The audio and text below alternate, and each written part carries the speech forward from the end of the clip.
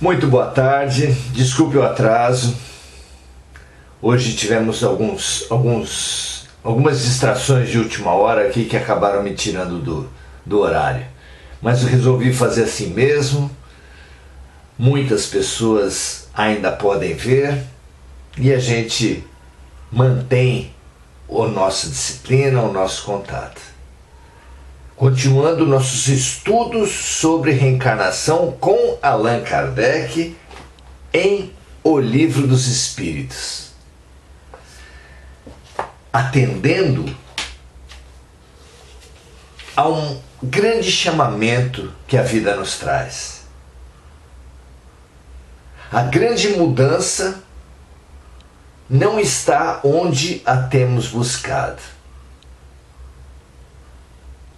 Temos buscado a mudança nos fatos. Preciso mudar minha vida. Preciso me curar, arrumar um emprego, arrumar um casamento. Preciso que o meu líder vença, meu ídolo vença na música, no futebol, na política. Buscando a mudança onde ela não está, é que temos não mudado. Buscando movimento na paralisia, não poderíamos curar-nos. Não parece óbvio? Onde está a mudança? Onde está o movimento? Onde está a cura, então?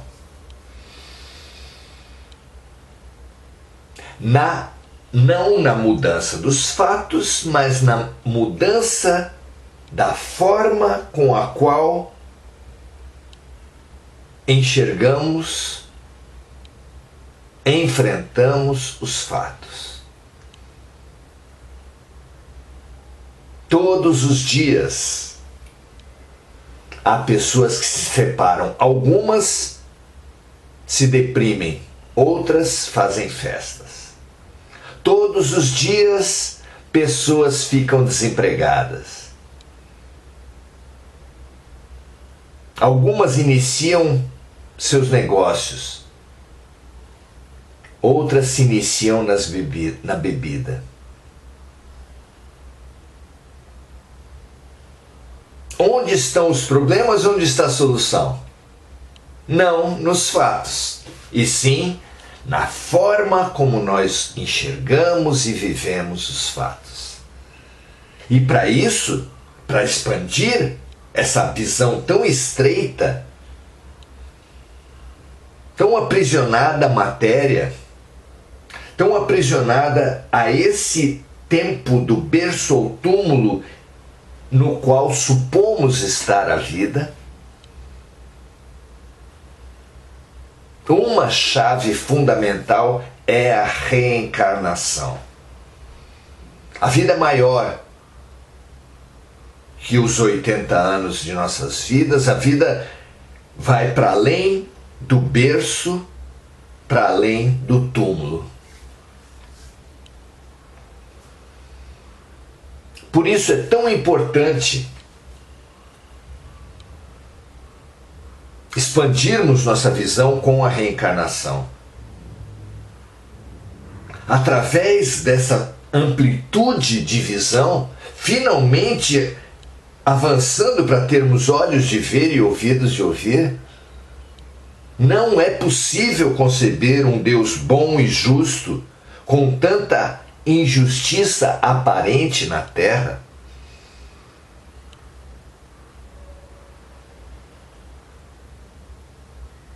Só com essa visão mais ampla poderemos bem viver as crises, as provas, as tragédias, as oportunidades que todos, sem dúvida, iremos enfrentar ainda nesses tempos. As provações coletivas não começaram e nem vão acabar com a pandemia, nem com os desastres climáticos, nem com as guerras, terremotos. Não sabemos o que nos aguarda, mas sabemos como superar. A própria ciência do comportamento, ao estudar a resiliência, a capacidade que temos de viver as crises e de aprender e de nos curar e de nos superar com as crises, aponta, a própria ciência do comportamento aponta que a compreensão da finalidade, que a fé,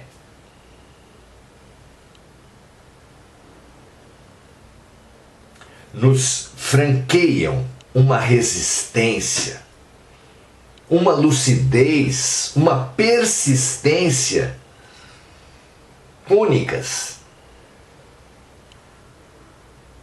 Vamos então estudar a reencarnação? Começamos no encontro passado e vamos continuar agora. Mais um item trazido por Allan Kardec. As várias existências vividas pelo espírito é o que ele escreve lá na questão 222 de O Livro dos Espíritos. Dizendo assim: os espíritos, ao ensinarem o dogma das várias existências em corpo físico, relembram uma doutrina que nasceu nas primeiras épocas do mundo e que se conservou no íntimo de muitas pessoas até os nossos dias. Eles apenas apresentam a reencarnação de uma forma mais racional, mais de acordo com as leis progressivas da natureza e mais em harmonia com a sabedoria do Criador, livrando-a de todos os acessórios da superstição.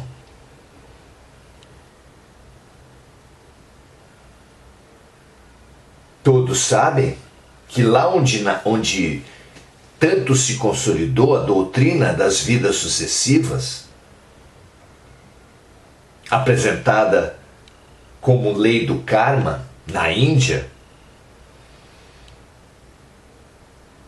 os interesses, as conveniências, as acomodações, os materialismos humanos aprisionaram a lei do karma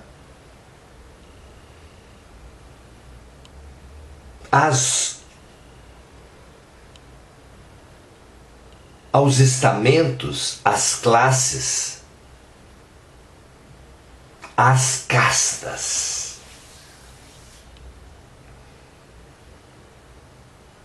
A crença na reencarnação, segundo a tradição hindu na Índia,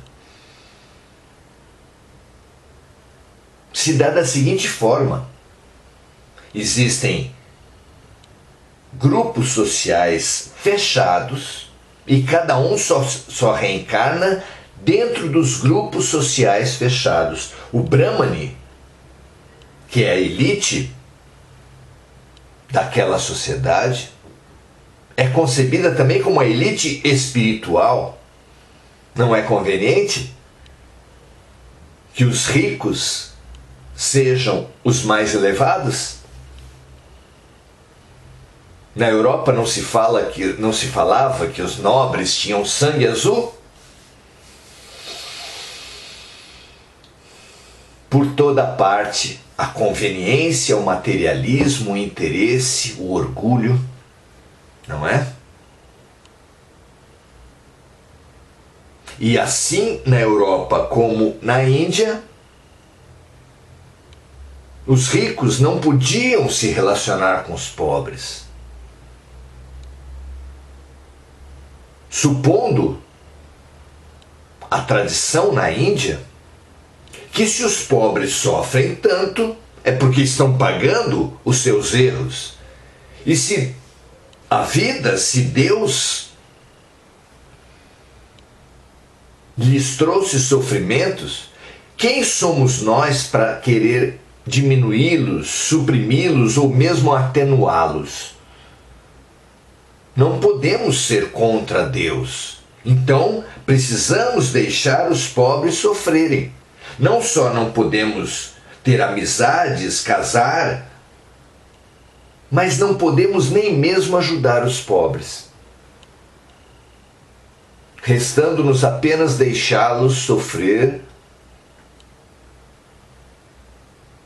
as dores que Deus trouxe frente aos seus erros. Veja só a tristeza, o amesquinhamento de uma ideia tão generosa e tão ampla. Era preciso limpar a ideia da reencarnação, desses interesses, dessas conveniências, dessas mesquinhezas.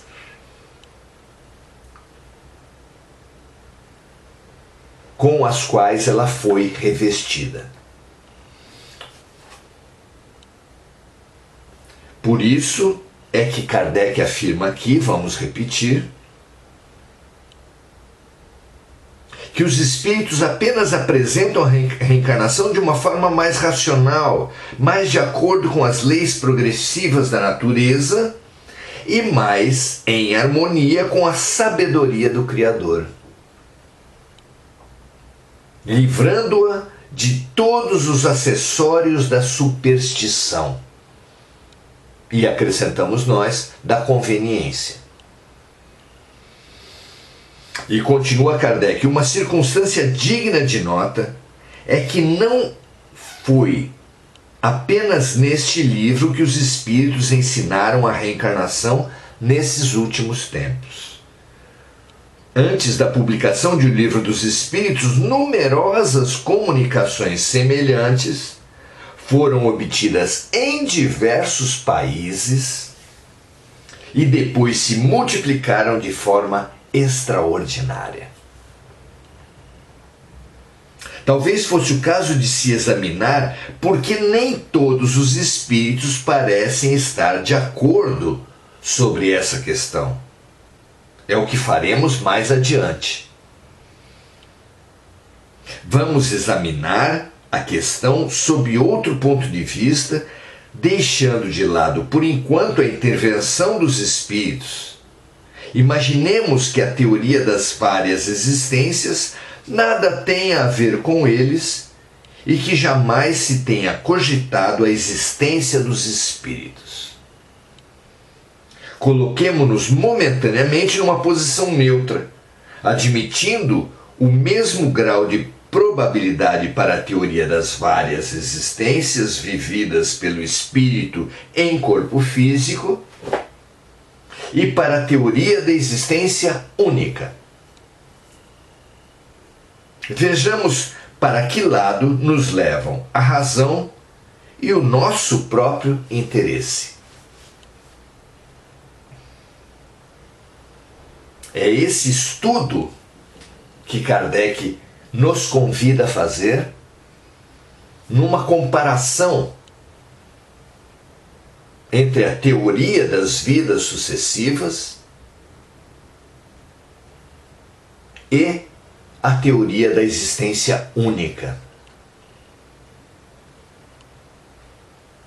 Que de resto, ambas as teorias, ambas as formas de ver a vida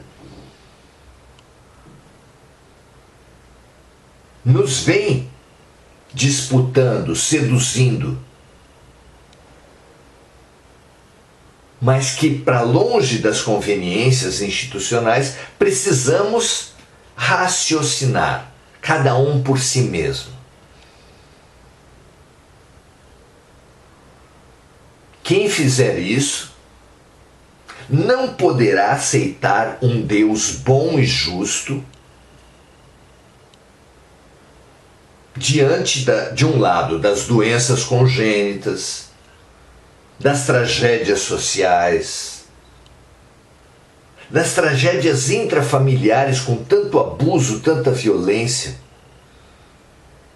com crianças tão pequenas que, sem dúvida, não tiveram como errar nessa vida e recebem tanta dor sem nada terem feito de errado. Onde pode estar um Deus perfeitamente bom e justo com essa realidade tão gritante. Crianças passando fome na África, crianças, fetos, usando droga na barriga da mãe através das drogas e das mães viciadas. Abuso sexual de crianças dentro de suas próprias famílias em idade muito pequena. Olhar isso com o olhar de uma vida única só pode nos levar à conclusão da injustiça, do mal,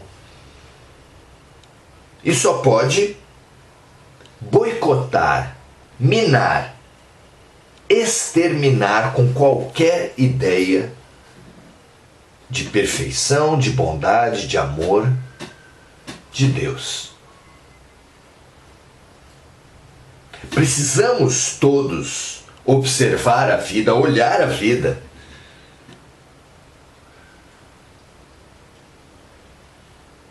e então só restarão duas alternativas. Ou, bem, há um Deus, mas as coisas não começam no berço e não terminam no túmulo. Ou Deus não existe, é o caos, cada um por si.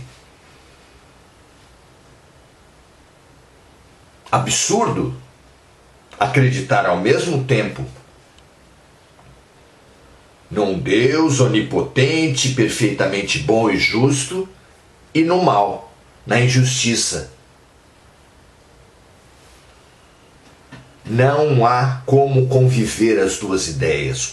Ou bem existe o caos, ou bem existe a ordem.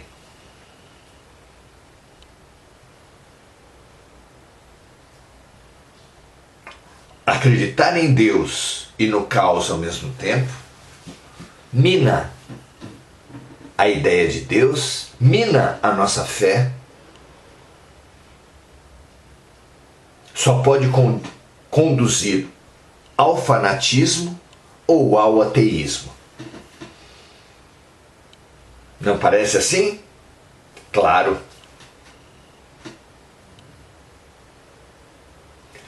Porém, longe do fanatismo, tanto quanto do ateísmo, a reencarnação apresenta para todos nós que olhamos, que vemos o mundo para além de dogmas, para além da superficialidade da matéria, uma outra alternativa, uma outra forma de visão, uma expansão dos horizontes que abre fantasticamente a nossa perspectiva, única forma de nós nos reconciliarmos com Deus.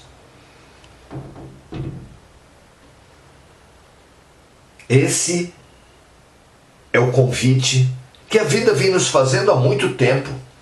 Todo aquele que, para além de viver um dia após o outro e refletidamente olhar a vida e buscar a ordem, buscar a justiça, buscar a bondade, buscar a perfeição de tudo que existe, que é sugerida pela ideia visceral da existência de Deus, mas que a toda prova não encontra essa perfeição, essa bondade, essa justiça nos fatos, quando os vê na matéria, na superfície, na limitação de uma vida apenas. Não existe Deus possível na doutrina das vidas únicas. E isso é fundamental resgatar, perceber constatar e afrontar, para que essa certeza, que essa postura de acreditar em Deus e acreditar no caos, acendendo uma vela para Deus e para o diabo, seja extirpada de nossas vidas. Isso já não pode mais ser alternativa pela absoluta falta de lógica, pelo absoluto boicote a qualquer fé, ou a qualquer razão, ou as duas coisas, que tem gerado na alma de todos nós. Chega de boicote, precisamos buscar a verdade lúcida, real. É esse o convite que recebemos aqui, é esse o convite que fazemos e que nos vem sendo feito há muito tempo, antes mesmo da velha Índia, desde que o homem é dor. E desde que o homem é homem, somos chamados a refletir. Ao contrário dos animais, dos vegetais, dos minerais, nós, apenas nós, podemos e devemos refletir sobre a vida. Há justiça ou há injustiça? Há ordem ou há caos? Há Deus ou há acaso? A sorte, o azar? São ideias inconciliáveis. Não pode haver um Deus justo e ter filhos preferidos e filhos relegados. Não existe essa possibilidade. É momento de desafiarmos nossas crenças com as quais nos temos enfraquecido, nos temos boicotado até agora, em nossa razão e em nossa fé, para resgatarmos uma fé raciocinada, que entenda uma lógica mais profunda do que essa superficial à qual temos nos entregado até agora. Independente de filiações religiosas, precisamos de um outro olhar para ver a vida. Essa é a grande lição, esse é o grande convite para o momento. É atendendo a esse convite que vamos avançar nesse pensamento, nesse estudo, nos próximos dias, continuando com os comentários, o estudo de Kardec, no item 222 de O Livro dos Espíritos.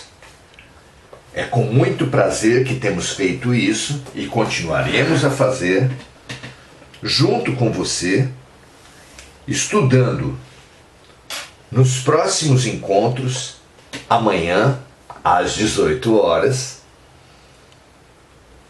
a reencarnação como Kardec nos traz, como os Espíritos nos trazem, como a lógica e a razão nos possibilitam.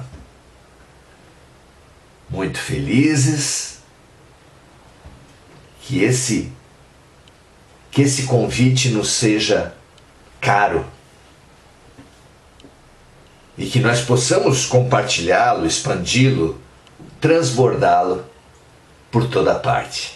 Muito obrigado, Maria Aparecida Rodrigues, Gugu Souza, Adelaide Dias, Audi.